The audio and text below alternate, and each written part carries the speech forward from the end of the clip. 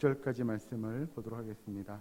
신약성경 고린도전서 11장 23절부터 26절까지의 말씀을 제가 한 절 읽고 여러분들 한 절 읽고 한 절씩 교독하겠습니다. 고린도전서 11장 23절에서 26절까지 말씀 제가 먼저 봉독합니다.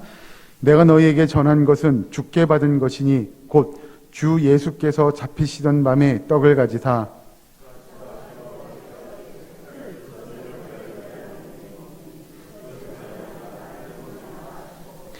식후에 또한 그와 같이 잔을 가지시고 이르시되 이 잔은 내 피로 세운 새 언약이니 이것을 행하여 마실 때마다 나를 기념하라 하였으니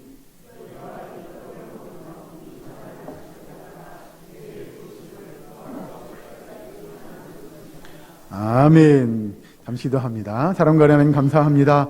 이 시간 오전 예배 이어 오후 예배까지 말씀 듣기를 원하오니 말씀의 뜻을 알게 하여 주시옵소서. 그 말씀을 묵상하고 그 말씀을 깨어 들으며 그 말씀을 따라 살아가는 주의 백성들이 되게 하여 주시옵소서. 성령의 임재하심이 우리 가운데 있게 하시어서 아버지 그 말씀의 뜻을 깨달아 알게 하시고 그 말씀이 우리에게 위로가 되고 도전이 되는 귀하고 복된 시간 되게 하여 주시옵소서. 아버지 모든 하나님의 백성들이 은혜 받기를 간구하오며 예수님의 이름으로 기도하옵나이다.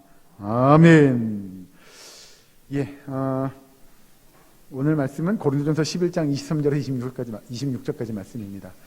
점심 맛있게 드셨습니까? 떡이 그렇게 맛있더라고요. 우리 집사님의 그 연세가 그렇게 많으신 줄 제가 미처 몰랐습니다. 뵙기로는 전혀 그렇게 안 되어서 깜짝 놀랐습니다, 사실은. 그래서 우리 집사님 덕분에 오늘 또 맛있는 점심 식사를 나누지 않았나. 그냥 여담으로 한 말씀 드리면요. 우리 봉사부 권사님들, 집사님들 그런 말씀 하시더라고요. 우리 교회가 이렇게 은혜가 넘친 적이 별로 없었다고.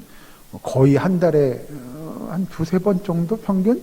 정도 우리가 이렇게 누군가가 이렇게 섬기는 일들이 계속해서 이어진 일이 없었다고. 저는 몰라서 드리는 얘기입니다. 그런 일이 없었다고 그런 고백들을 하시는 걸 제가 들었습니다. 이 또한 하나님의 은혜인 줄 압니다. 예. 그래서 아무튼 오늘도 하나님의 은혜가 이 시간 이 자리에 또 말씀을 듣고 함께 나누는 이 자리에 임하기를 주의 이름으로 축원합니다. 우리가 다시 한번 복습하고 넘어가시죠. 은혜의 방편 세 가지를 이야기했습니다. 기억나시죠?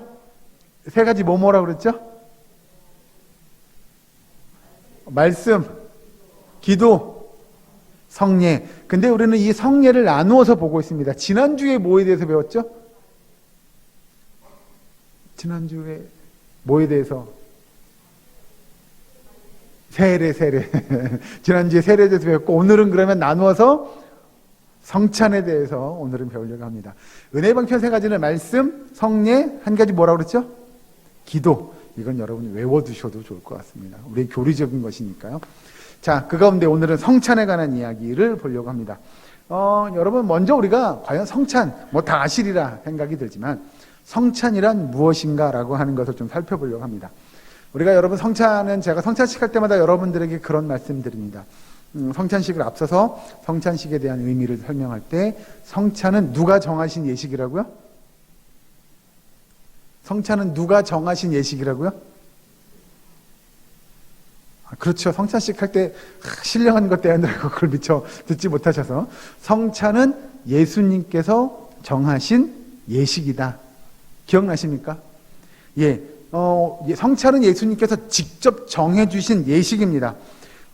왜 그러냐면 예수님이 잡히시던 날 밤에 제자들과 함께 뭘 먹었어요? 떡과 포도주를 함께 나누셨죠. 그래서 그들에게 예수님께서 제자들에게 이 성찬 예식을 언제까지요? 주님이 다시 오실 때까지, 재림하실 때까지. 오늘 본문의 말씀을 보시면 이렇게 이야기합니다. 23절에 내가 너희에게 전한 것은 주께 받은 것이니 곧 주 예수께서 잡히시던 밤에 떡을 가지사 축사하시고 때에 이르시되 이것은 너희를 위하는 내 몸이니 이것을 행하여 나를 기념하라 라고 이야기하면서 26절 끝에 가면 이렇게 이야기합니다. 너희가 이 떡을 먹으며 이 잔을 마실 때마다 주의 죽으심을 그가 오실 때까지 전하는 것이니라. 그러니까 언제까지냐면 주님이 다시 오실 때까지. 그래서 우리는 이 성찬 예식을 지켜 행하는 것이죠. 그래서 교회라고 한다면 우리가 이 정하신 예식들을 주님이 다시 오시는 그날까지 꼭 해야 합니다. 우리가 여러분 지난주에 봤던 세례식과 오늘 보고 있는 이 성찬식은 그래서 예수님이 다시 오시는 그날까지 계속해서 우리들이 이어져 가야 할, 지켜내야 할 중요한 예식이라는 거죠. 만약에 여러분 이 두 가지 예식을 그냥 가정해 보는 겁니다. 우리가 지키지 않아요.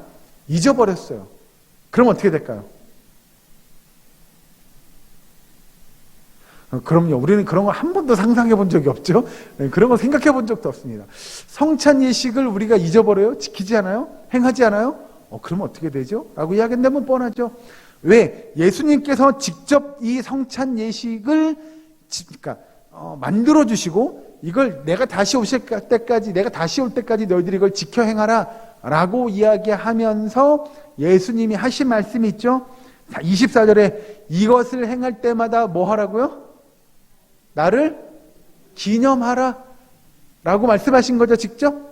왜 예수님이 그걸 기념하라고 했을까요? 바꿔 표현할까요? 기념하는 건 다른 말로 하면 뭘까요? 기억하는 겁니다. 누구를 기억해야 돼요? 예수님을 기억해야 돼요. 근데 우리가 만약입니다. 그냥 좀 가정해 보는 거예요. 성찬 예식을 지켜 행하지 않으면 결국은 우리가 누구를 기념할 수 없어요? 예수님을 기념할 수 없게 되고, 이건 결국 바꾸어 이야기하면 예수님을 뭐 할 수 없게 돼요? 기억할 수 없게 될 겁니다. 우리는 그러죠. 설마요. 그거 안 한다고 우리가 예수님을 기억할 수 없겠어요? 라고 말씀하실지 모르나, 아니요. 어떻게 보면 생각보다 더 빨리 우리의 기억 속에서 예수님이 사라질 수 있을 겁니다. 그래서 예수님은 걱정하신 걸 겁니다.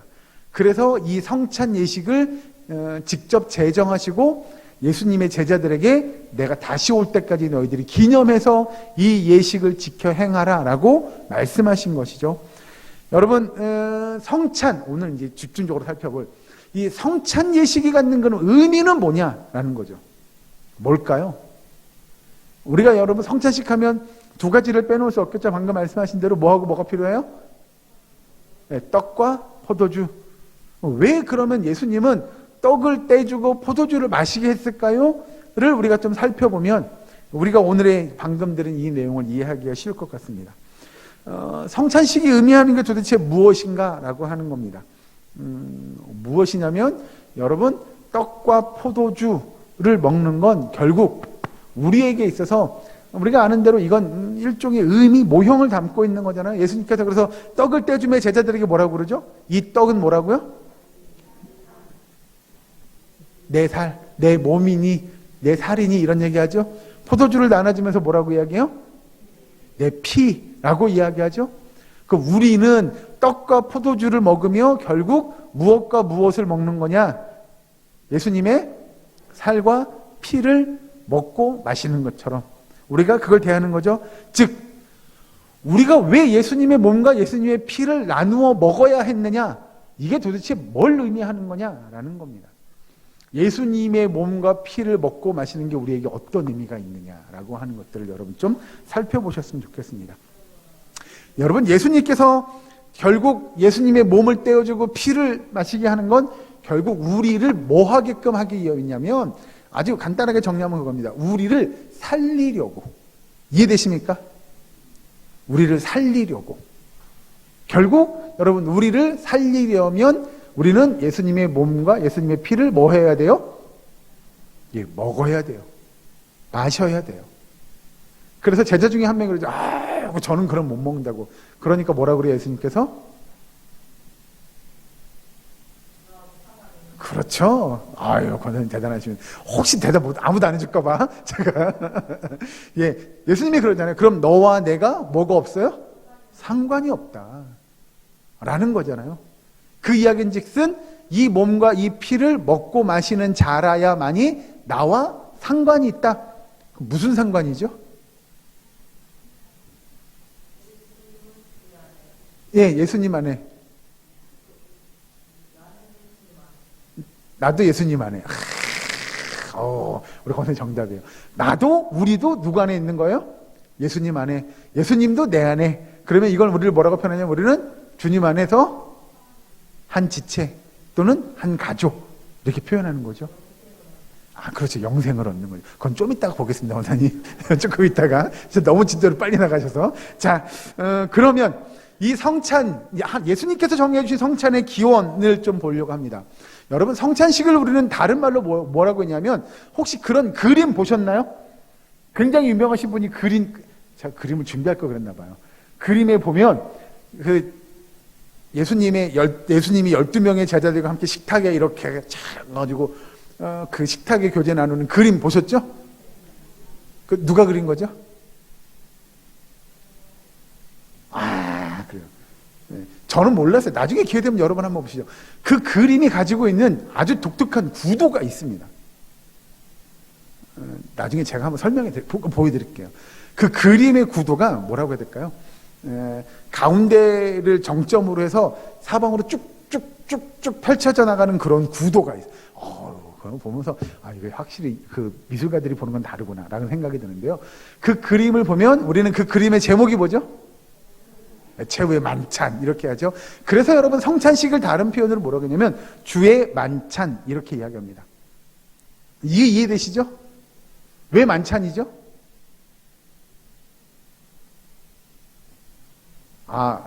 이건 또 제가 엉뚱한 거 보러 죄송합니다. 여러분 그런 거 있잖아요. 아침에 밥 먹으면 우리는 뭐라고 그래요? 조찬. 역시 권사님. 조찬. 점심에 밥 먹으면요?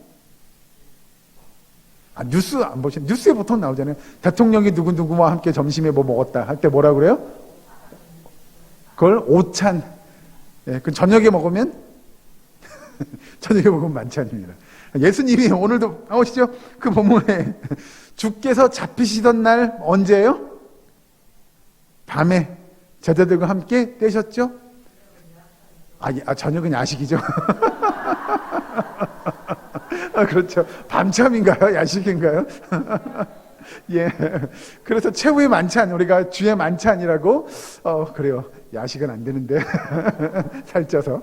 아무튼, 최후의 만찬, 우리가 이렇게 표현하는 그림을 보면, 우리가 그래 성찬식이 다른 말로 주의 만찬, 이렇게 표현하기도 합니다. 여기서 중요한 건, 예수님의 제자들이 예수님의 그 성만찬, 거룩한 만찬 예식에 참여하고, 그 가운데 함께 뭘 떼냐? 떡을 떼고, 포도주를 함께 마셨다. 이 참여함의 의식이 굉장히 중요한 거죠. 그러니까 이게 뭐냐면 그냥 참여했다라고 이야기하기엔 좀 이 의식이 의미가 있는 게 뭐냐면 그 의식을 통해서 예수님의 몸과 예수님의 피를 함께 나누어 먹고 마셨다. 이걸 함께 동참했다라고 우리는 표현하기도 하죠. 오늘 본문 23절에 내가 너희에게 전하는 것은 주께 받은 것이니 곧 주 예수께서 잡히시던 밤에 떡을 가지사. 여기서 사도 바울이 사실은 그 고린도 교회 편지하면서 이렇게 이야기합니다. 그 예수님의 성만찬식에 사도 바울이 함께 했습니까? 함께 하지 못했습니까? 그렇죠. 우리가 안 봐가지고, 그죠? 했는지 안 했는지 못 봐가지고. 이거 지금 여러분, 우리가 지금 본 본문은 고린도 전서입니다. 사도 바울이 고린도 교회에 편지하는 내용이잖아요. 그런데 방금 읽은 11장 23절에 내가 너희에게 전한 것은 주께 받은 것이다 라고 이야기하죠. 예? 이거 누가 지금 이야기하는 거라고요? 사도 바울이 이야기하는 거예요. 사도 바울은 예수님이 제자들과 성만찬, 최초의 성만찬을 할 때 함께 그 자리에 있었을까요? 없었을까요? 없었어요. 네, 예수님이 죽고 그 부활하시고 난 이후에 예수님이 누구를 만났어요? 예, 그쪽에 사울을 만나죠. 네, 나중에 나중에 바울이라는 이름으로 바꿨는데, 그러니 예수님이 성만찬할 당시에는 사도 바울은 거기 있지도 않았어요. 그런데 사도 바울이 뭐라고 이야기해요? 23절에 내가 너희에게 전한 것은 누구한테 받았어요? 주께로부터 받았어요. 내가 주님께로부터 받았다라고 이야기하죠. 여기서 이야기하는 건 뭐냐면 예수님이 12명의 제자들에게 함께 하면서 그 성만찬의 예식을 직접 보여주시고 본인은 누굴 통해 받았어요? 예, 그 성만찬에 참여했던 사도들, 예수님의 제자들로부터 본인도 뭐 한 거예요? 받은 거예요. 그러니 예수님의 그 성만찬에 대한 의식 또는 그 교육을 12사도가 12제자가 받고 그 교육을, 그 뜻을 내가 받았다. 그리고 이제 뭐라고 했냐면 내가 너희에게 뭐 한 거예요? 그래서 내가 너에게 전한 거예요. 즉 그건 뭐예요? 나도 받은 그걸 고린도 교회 여러분들에게 뭐 해준 거예요? 예, 전해준 거예요. 왜 이 성찬 예식이 중요한지, 그게 어떤 의미인지, 우리가 왜 그걸 지켜 행해야 되는지를 사도 바울도 받은 대로 뭐 해주는 거냐면 전해주는 거예요. 그럼 이게 왜 중요하냐라고 이야기하면 예수님께서 친히 뭐에 대한 걸 가르쳐 주셨냐면 자기의 몸을 떼고 자기의 피를 떼고, 그건 뭐냐면 뭐에 대한 이야기예요? 자신의, 내가 뭐 해야 돼요? 내가 죽어야 돼요. 내 몸을 고난 앞에 놓고 죽음 앞에 내려놓고. 아, 그럼요. 네, 맞습니다. 그리고 자신의 뭘 흘려야 돼요? 자신의 피를 흘려야 됨을 제자들에게 뭐 하는 거예요? 알려주는 거예요. 그런 것처럼 이 자신의 죽음에 관한 내용을 알려주는 것이 바로 성찬식, 성만찬의 예식이라는 거죠. 그래서 제자들도 그의 몸을 떼고 그의 피를 마시면서 누구의, 정확히 표현하면 예수님을 기념하는 건데, 예수님의 뭐를 기념하는 거죠? 예수님의, 그렇죠. 그거를 한 단어로 정리하면, 권사님 자신 있게 앞에, 예수님의 뭐에 관한 걸 기억해야 돼요? 죽음에 관한 내용을 기억해야 하는 거예요. 예수님이 죽을 거야. 그러니까 피값으로 용서함 받는 거죠. 예. 예. 그러니까 온 하나님의 백성들, 예수님의 제자들이 죄 용서함을 받으려면 누구의 죽음이 꼭 필요해요? 예수님의 죽음이 필요하다는 걸 그들이 알아야 한다는 거죠. 자, 먼저 이 성찬식이 있었던 날은 어떤 걸 기념하는 날입니다. 뭐 하는 날이었죠? 아, 그거 전에. 예, 성찬식이 있던 날 밤은 뭘 기념하기 전이죠? 뭐죠? 예수님이 잡히시던 날 밤은 뭘 앞두고 있었죠? 뭐죠? 이스라엘 민족의 중요한 절기. 6월절이죠? 6월절. 제가 언젠가 여러분들에게 설명해 드렸는데, 6월절, 6월, 뭐 절기, 절은 절기에 뜻하는 거고, 6월은 뭘 뜻한다고 제가 말씀드렸죠? 예? 권사님 자신있게. 뭐 한다고요? 6월의 뜻이 뭐라고요? 넘어간다. 그래서 영어로 패스오버, 이런 얘기. 제가 영어 잘 안 쓸 때 이거 여러분 알아두면 좋을 것 같아서. 넘어가는 거죠. 지나가는 거잖아요. 6월절이 왜 이 지나가는 게 중요하죠? 이게 뭐로, 그럼 6월절은 또 뭐랑 연결이 돼요? 다 아시는 내용이라서 뭐 이거 너무 쉬운 거라 말씀 안 하신다 생각하고, 6월절은 뭐랑 연결이 되냐면 이스라엘 백성들의 그 사건을, 그걸 우리는 뭐라고 하냐면 출애굽 사건이라고 해야죠. 출애굽 사건 중에 몇 번째 재앙이에요, 권사님? 10번째 마지막 재앙이 뭐예요? 예, 장자. 모든 것의 첫 번째 것에 대한 죽음이죠. 그러니까 뭐 예를 들어서 장자만 해당되는 게 아니에요. 동물과 가축의 첫 번째 것도 다 죽는 거예요. 양이나 소나 뭐 말이나 아무튼 간에 첫 번째 건 다 죽는 거예요. 자, 이걸 그럼 여러분 잠깐 공부하고 넘어갈까요? 6월절, 이스라엘 백성들이 10번째 그 재앙, 그 애굽에 임했던 10번째 재앙이에요. 그 10번째 재앙을 면하려면 뭘 해야 돼요? 피를 발라야 돼요. 무슨 피요? 양의 피를, 양을 잡아서 그 피를 받아가지고 그 피를 어떻게 해요? 예, 그럼요. 좌우, 출입문 좌우 문설주에 이렇게 표시를 하는 거죠, 문에다가. 그러면 그 집은 어떻게 된다고요? 죽음을 면하고. 이스라엘 백성 가운데에서도, 이스라엘 백성 중에서도, 아이고, 그거 한다고 지금 될 일이야. 라고 믿지 않고 좌우문설주의 양의 피를 바르지 않은 집은 어떻게 돼요? 죽음을 면치 못하게 되고, 혹시라도 애굽에 있는 어떤 이방인 중에서라도 그래요? 하나님께서 그렇게 말씀하셨어요? 그럼 나도 잡아야죠 라고 이방인 중에서라도 양을 잡고 그걸 좌우문설주에 발랐다면 그 집은 어떻게 돼요? 그 죽음을 면하게 되고 그 죽음의 그림자가 지나가게 되는 거죠. 이해되시죠? 유월절의 의미가 그거예요. 자, 그렇게 왜 그러면 예수님께서 이스라엘 백성들에게 그 10번째 재앙이 의미 있게 다가왔냐면, 그 일을 통해서 하나님께서 이스라엘 백성을, 믿는 하나님의 자녀들에게 분명히 목적하는 바, 의미하는 바가 있다는 거죠. 그건 결국 뭐냐면, 양을 잡았냐 안 잡았냐, 피를 묻혔냐 안 묻혔냐의 문제는 결국 이렇게 올라가다 보면 하나의 단어로 귀결돼요. 그건 뭐에 관한 문제예요? 죄. 그 위로 좀 더 올라가셔야 돼요. 제가 말씀드렸잖아요. 이스라엘 백성 중에도 아이고 그거 발라가지고 될 일이야 라고 하고 안 바른 집들이 있을 수 있을 거 아니에요? 그러면 그 집은 다 어떻게 했다고요? 그 죄의 죽음을 못 면하는 거죠.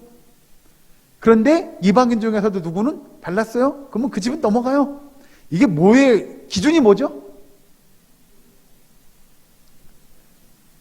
그러니까 피를 바르고 안 바르고의 기준이 결국 이렇게 올라가면 결국 요거 한 가지예요. 이게 뭐의 기준이죠?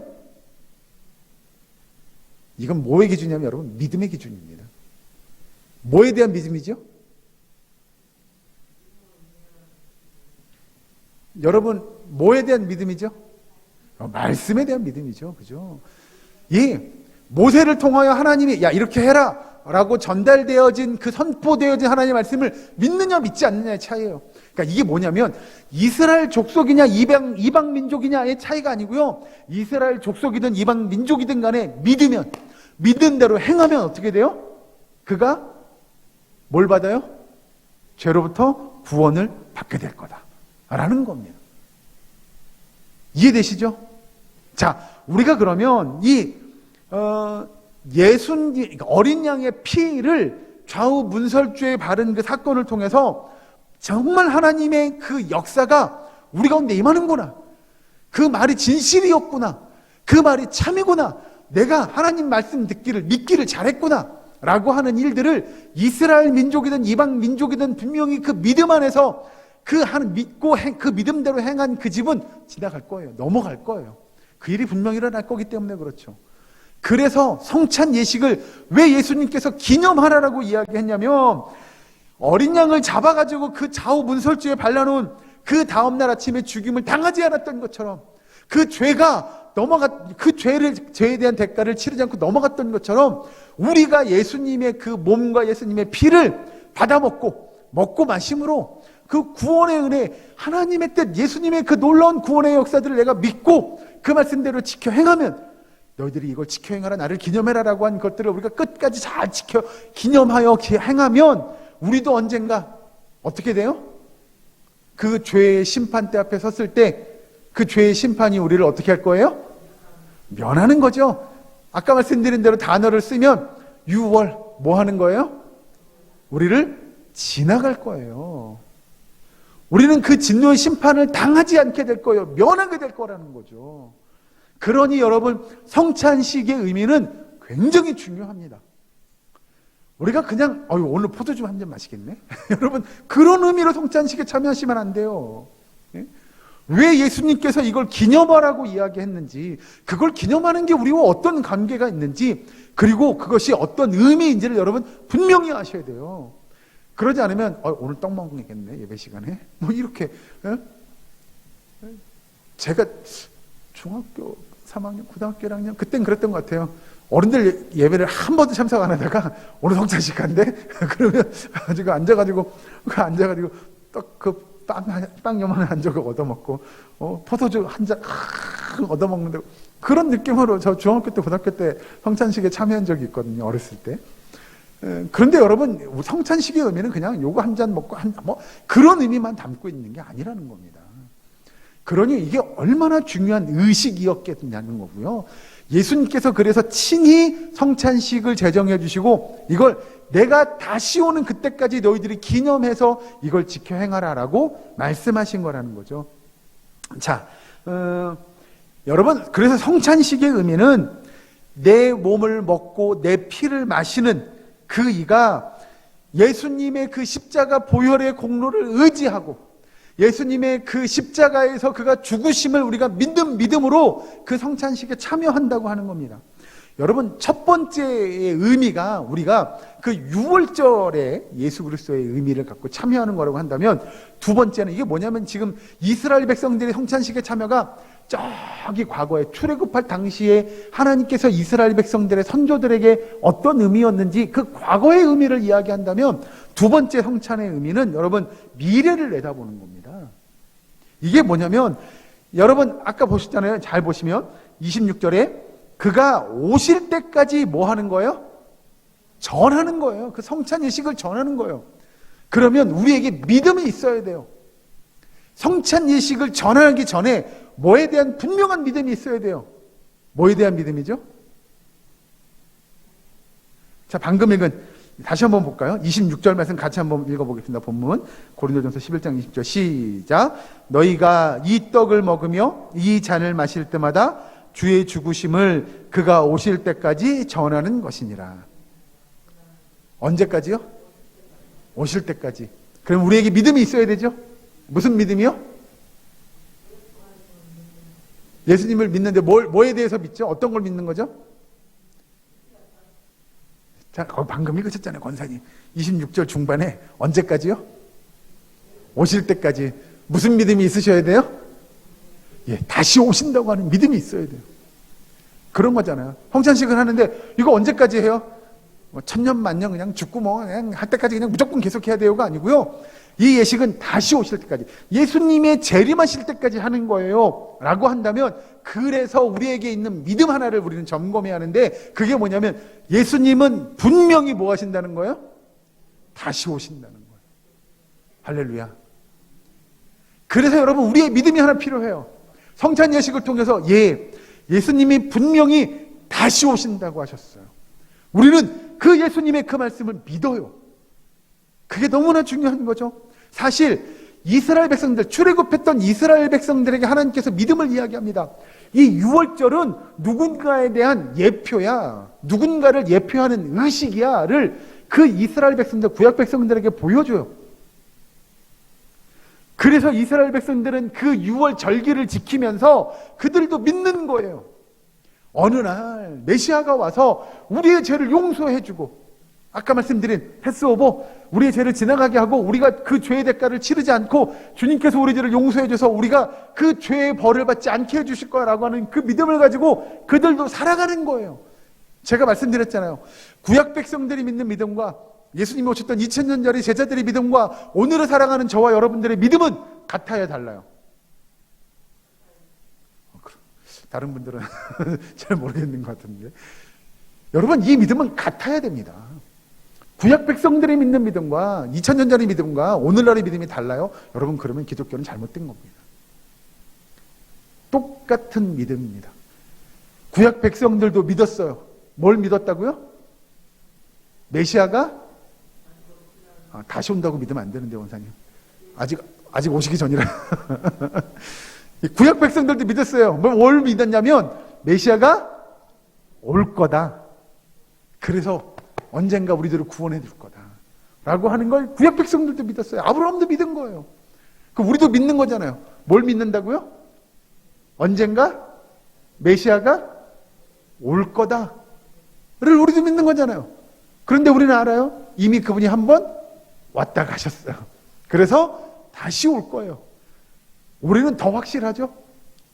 한 번도 아는 게 아니라 한 번 왔다 가셨으니 다시 오실 거예요 라고 하는 걸 우리도 믿는 거죠. 그러니 이 성찬식이 갖고 있는 의미가 하나는 미래적인 의미예요. 분명히 언젠가 올 거예요, 그 메시아가. 우리도 그걸 믿는 믿음이죠. 그럼 세 번째는요, 과거와 미래에 대한 것이었다면 세 번째는 뭐에 대한 거죠? 현재죠, 현재. 오늘을 살아가는 우리에게 이 성찬식이 주는 의미가 분명히 다를 거라고 하는 겁니다. 여러분, 우리는 이 세상을 살아가면서 이렇게 표현합니다. 나그네. 왜요? 나그네는 정처없이 잠시 왔다가 갈 것 떠나갈 거잖아요. 우리가 나그네의 삶이라고 이야기한다면 언젠가 우리가 살아가는 이 땅에서의 삶 가운데 누군가 우리에게 분명한 힘과 능력과 은혜를 공급해 주실 것을 믿는 그 믿음의 고백이 이 성찬 예식인 거죠. 여러분, 예수님이 십자가에서 죽고 부활하신 것이 과거의 일이라고 한다면, 또 예수님이 재림하는 것이 다시 오시는 일이 미래의 일이라고 한다면, 지금 예수님은 어디 계시죠? 내 마음에 예수님 말고 다른 분이 앉아 계시고. 예수님은 어디 계시죠? 어디요? 다 아실 건데 이렇게 웅얼웅얼 하시는 거라. 우리의 신앙 고백하면 나오죠? 예? 하나님은 어디, 하나님이란다. 예수님은 어디 계셔요? 하나님 보좌 우편에서 뭐 하고 계신다고요? 그냥 앉아 계신 거죠? 예수님은 그냥 앉아 있는 게 아니라 지금도 뭐 하세요? 그렇죠. 아유, 권사님, 그 대답은 생각 못 했는데 정답이에요.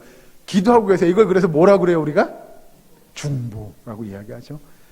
결국 제가 여러분에게 드리고 싶은 건 뭐냐면, 예수님이, 나 이제 할 일 다 했어. 몰라, 이제. 여러분, 그런 예수님이 아니시라는 거예요. 예수님은 지금도 뭐 하세요? 우리를 위해 중보하시고, 우리를 뭐 하세요? 지키시고, 보호하시고, 인도하시고, 우리와 함께 하시는 분. 그래서 여러분, 예수님은 이제 예수님이 하신 일 다 끝났으니까 좀 쉬세요가 아니고, 지금도 우리와 뭐 하시는 거예요? 아까 성찬식을 예를 드는 거예요. 지금도 우리와 예수님은 함께 뭐 하시고 계신 거예요? 성찬식은 뭐 하는 거라고 그랬죠? 맨 앞에 처음에 말씀 전할 때, 제가 증거 드릴 때 우리와 함께 교제를 나누시고, 우리를 위해 중보하시고, 우리를 위해 지키시고, 우리와 함께 하시는 분, 그분이 누구예요? 예수님이죠. 그러니 여러분, 이 성찬 예식은 그냥 과거에 있었던 일을 기억하는 일 정도가 아니고, 미래에 있을 일에 대한 그래요, 앞으로 이런 일이 있을 거예요에 대한 내용만도 아니고, 과거와 현재와 미래를 다 통틀어서 오늘을 살아가는 우리에게 과거에 역사하셨던 하나님에 대해서, 예수님에 대해서, 또 미래에 역사하실 예수님에 대해서, 오늘을 살아가는 우리와 함께 하시는 그 예수님에 대해서 우리가 기억하고, 다시 기억하고, 또 기억해서 증거하고 나타내야 될 일, 그리하여 우리도 오늘 본문에 등장하는 사도 바울이 고백하는 것처럼 내가 너희에게 전한 것은 주께 받은 이것이니 라고 이야기하는 그 예수님의 은혜, 예수님의 그 뜻을 우리도 오늘을 살아가며 성찬의 예식을 통하여 그걸 깨닫게 하시고, 우리도 그 성찬의 예식을 다른 이들에게 증거할 수 있는, 다시 그들에게 전할 수 있는, 이것이 담고 있는 의미가 어떤 것인지를 알려줄 수 있는 저와 여러분 되시기를 주여로 간절히 축원합니다. 기도하겠습니다. 사랑과 하나님 감사합니다. 아버지, 그 성찬 예식을 기억하게 하시고 우리로 하여금 그 성찬 예식에 거룩하게 동참할 수 있도록 주여 인도하여 주시옵소서. 아버지, 그 성찬 예식의 뜻을, 그 의미를 알게 하시고 그것을 증거하며 오늘을 살아가는 우리의 삶 속에서 그 성찬 예식이 힘이요 능력됨을 고백하는 주의 백성 되게 하여 주시옵소서. 예수님의 이름으로 기도하옵나이다. 아멘.